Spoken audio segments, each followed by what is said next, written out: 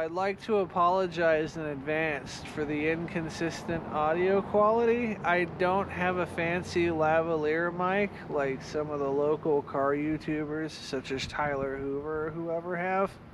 So we're just gonna see how this works and if this is something I even enjoy. The Sav Nation has lost one of its dearest members today. And that member that I am talking about is my 2009 Crown Vic Police Interceptor. Now, normally these cars are just, they're built like tanks. They're absolutely reliable. 4.6 V8 engine is great. But one thing that commonly goes bad on these is the transmission, and that is what happened to this one. I no longer have third and fourth gear.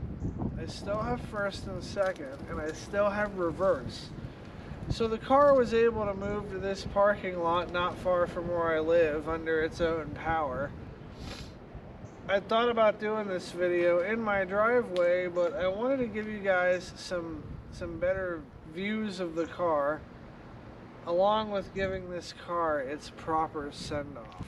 A car that I spent $2,000 for to last me 5 years, not bad. One frustrating thing about the situation, though, is that I put new tires and a new battery and all kinds of wonderful stuff in this car to get it ready for the winter, because I wasn't really using it during the summer. And the reason is because it didn't have good tires on it, and driving in the winter is bad enough with this thing with good tires. Forget trying to do it with bad tires. And the other thing is I put a new battery in there because it was having an issue where the battery is draining. And the other thing going on with this car is when I start it up, well, it makes a sound that gives me about as much confidence as you would have in the people who are guarding Jeffrey Epstein. When I was doing bail bonds and security work, this car was absolutely perfect for that, but maybe it's time to move on to a new chapter in my life, because I am no longer doing any of that stuff. So here's the engine bay of the old girl. Let's get her started up. That noise does not give me a lot of trust in the reliability of this car right now. The engine itself is pretty good though. Last year I just changed up these coils with Denso coils. I put NGK Platinum spark plugs in it. Brand new Duralast gold battery. Really a shame to see the car's story end this way. In the back window right here, this is a Whelen Inner Edge. This one was converted into a traffic advisor though. It has several different functions that will pretty much point where traffic needs to go, or sort of act as really upgraded badass hazard lights. Let me go ahead and show you. Just an extra added bonus for when you're broken down at the side of the road. I did manage to get my hands on the trunk divider. When I bought the car at auction, it was supposed to come with it, but they took it out. I also got my hands on the elusive plexiglass plates that go in there. One of the things I really liked about this car was the amount of trunk space it had. If you packed it right, you could probably fit about 3 bodies in the back. I think it's Reese is the brand. Trailer hitch. This car is supposed to have a 1,200 pound towing capacity.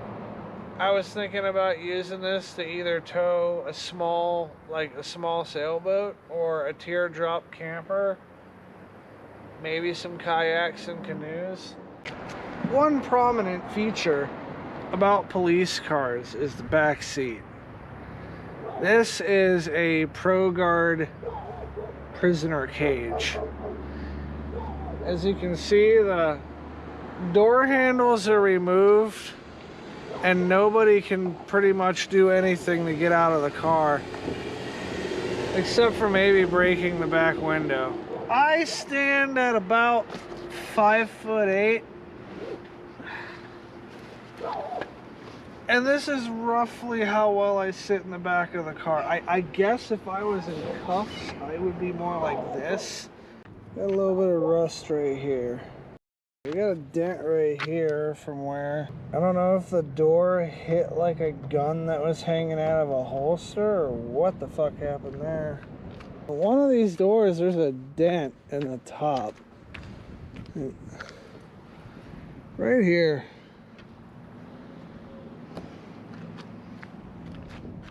There's another little dent right here. That probably definitely is from a gun. Alrighty, let's go for a little spin around the block. So if I put it in second gear, it rolls around well enough. Now, part of the reason why I'm doing this is because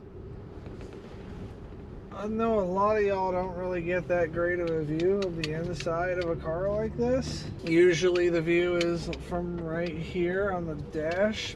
Crown Vics have been out of service for ages. They're just phasing them out when I bought this car. And people react a certain way to it. It's very polarizing. I mean, it's almost like a cheap Lamborghini. Like, everywhere you go, it turns heads. You'll get people who think it's the coolest fucking thing in the world to see an old cop car riding around like this still. But I'll also get some people who are less enthusiastic. I've had people offer to buy this car from me, and maybe I should have sold it. I had this car for long enough that I got really attached to it. I would really like to be able to put a new transmission in this car. I put a transmission on it, and then what? I have the fucking intake manifold go out next, or maybe the rear differential, or... What I'm getting at is, when you have a car with, almost 250,000 miles on it, at what point do you decide it's time to stop fixing things and get a new car? As badly as I want to, I can't justify spending $1,500 or $2,000 on a transmission when that's really what the car costed me. As I'm going on with the next chapter in my life, it's probably time for a new vehicle to go along with that chapter. I'm going to go ahead and bring this video to an end. I will see you guys on the next one. Until then, peace out and have a good night.